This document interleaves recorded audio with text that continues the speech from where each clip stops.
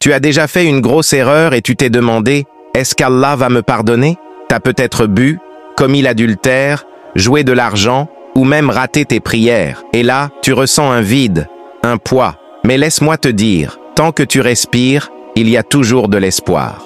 Quand tu fais un péché entre toi et Allah, comme rater une prière ou boire de l'alcool, la porte du pardon est toujours ouverte. Tu te repens sincèrement, tu demandes pardon, et Allah te pardonne encore et encore, parce que c'est sa promesse, et il ne rompt jamais ses promesses. Mais attention, dès que tu fais du tort à quelqu'un d'autre, là c'est une autre histoire. Tu n'as pas juste à demander pardon à Allah, tu dois aussi que cette personne te pardonne. Et ça, c'est pas toujours facile, surtout si tu l'as blessé profondément.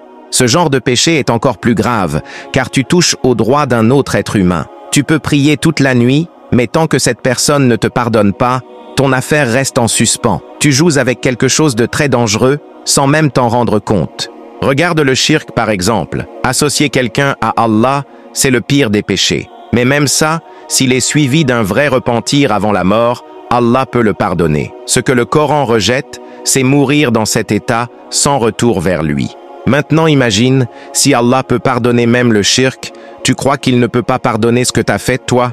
Le vrai problème, c'est quand tu blesses quelqu'un au point qu'il ne se relève pas. Et parfois, sans le vouloir, on pousse des gens à bout. Tu dis un mot, tu fais un geste, et cette personne commence à penser au pire. Elle se sent inutile, écrasée, seule. Et toi, tu penses être pieux alors que ton comportement l'a poussé au bord du gouffre? Tu pouvais juste dire une parole douce, rappeler la miséricorde d'Allah, tendre une main au lieu de la repousser. Parfois, une simple phrase peut sauver une vie, apaiser un cœur ou rallumer une lumière éteinte. Mais au lieu de ça, on juge, on écrase, on méprise. Et pendant que cette personne lutte avec ses pensées sombres, toi tu continues ta vie, inconscient de ce que t'as causé. Le pire, elle se tait, elle souffre seule. Et toi, tu n'assumes même pas.